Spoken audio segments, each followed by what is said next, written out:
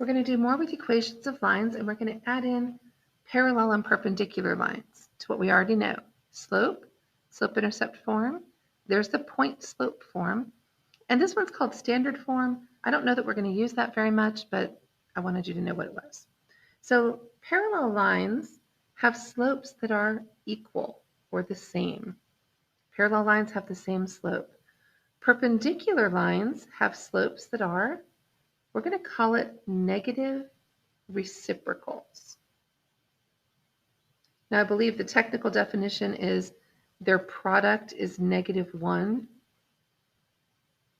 And I'll show you in our table how that works. But if we just remember negative, change the sign, reciprocal, flip it over. So here we go. If the slope of a line is -2, a parallel line would also have a slope of -2. A perpendicular line, we're going to do the negative reciprocal, has a slope of +1/2. So we changed the sign, we flipped it over. If the slope is 3/4, a parallel line has a slope of the same, 3/4. Perpendicular, change the sign, reciprocal, flip it over. Parallel line has a slope of 5, so a perpendicular line has a slope of -1/5. Change the sign, flip it over. If a parallel line has a slope of -7/6, because they're the same, a perpendicular line has a slope of 6/7. So the negative means the opposite sign, reciprocal means you flip it over. All right, let's do a couple of equations. This one says it contains the origin and is parallel to this line. Well, the origin, you should remember, is 0, 0. So that should be a pretty easy one to write. So here's my equation. I want a parallel line, so that means the slopes are the same. So I need to look at my y equals mx plus b and pick out the slope. Well, the slope of this one is 2/3. My line's going to be parallel, and it passes through the origin. So it's going to be y equals 2/3 x. You could put a +0 there if you want to, but you don't have to. So if it goes through the origin, that's pretty easy. You just look at the slope.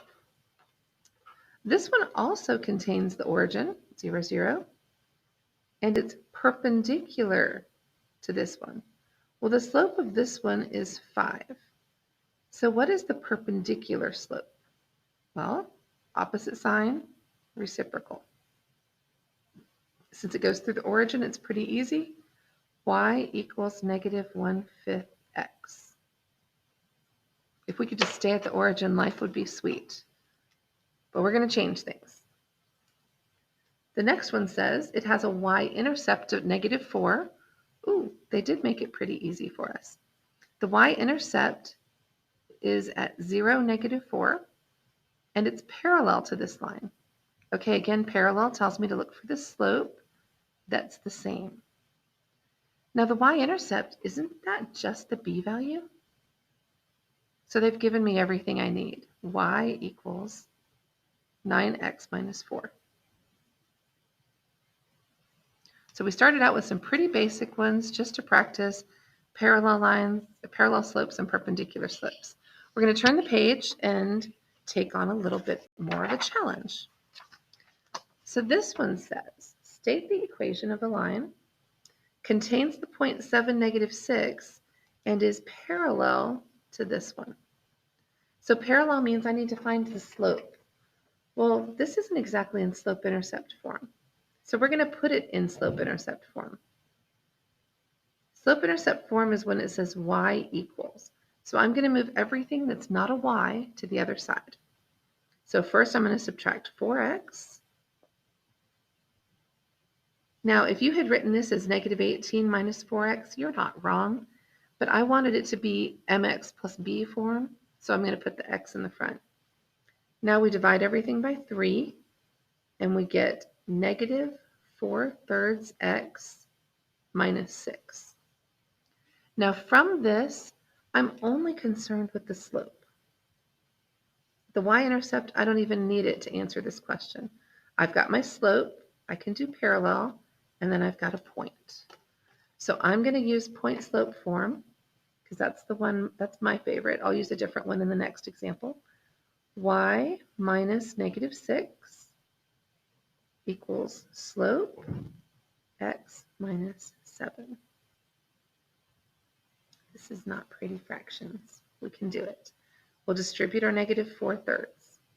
We get y plus 6 equals -4/3 x plus 28/3. Because remember, 7 is just 7/1. So -4 times 7, and then 3 times 1. Grab a calculator if that bothers your head. Now to get y by itself, I have to subtract 6 from both sides. So we're going to go y equals -4/3 x. You either grabbed your calculator or you turned 6 into 18/3. Fancy. Because 18/3 is the equivalent of 6. So 28/3 minus 18/3 gives me 10/3. We are not going to write that as a decimal because it's a repeating decimal and fractions are more accurate. All right, let's do a similar question, but this time it's perpendicular. And I'll use the slope-intercept form to solve this one. So first off, let's find the slope of this equation because I need the perpendicular. So subtract 3x from both sides. 5y equals -3x minus 3. Divide both sides by 5. Y equals -3/5 x minus 3/5. So remember, the only thing I really need from this is the slope. That y-intercept is not going to be any part of the rest of my work. So I know the slope is -3/5. I need a perpendicular slope. So remember, the perpendicular slope is the opposite sign, which is going to be positive, and the reciprocal, 5/3. So here's the point it contains. So I'm going to plug in my point to solve for my b value. Y equals mx plus b. These fractions are not going to be nice either. So we multiply and figure this out. 5, remember, -2 is the same as -2/1. So 4 equals -10/3 plus b. So I need b by itself. I'm going to add 10/3 to both sides. Again, if you want to just grab a calculator, you can. But if you want to exercise your brain a little bit, make 4 into 12/3. And now add 12/3 to 10/3. And you get 22/3 is your b value. If you did grab your calculator, you just did 4 plus alpha y equals 10/3. And you got 22/3. So it's the same answer. So here's my final equation. Y equals perpendicular slope 5/3 x plus b plus 22/3.